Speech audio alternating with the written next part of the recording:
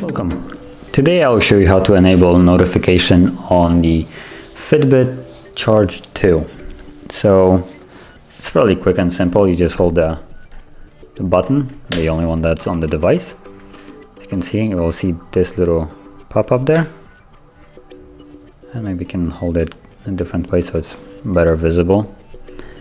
But basically, once you hold it, you'll see this little notification thing, and it will change to on or off with a vibration once it changes.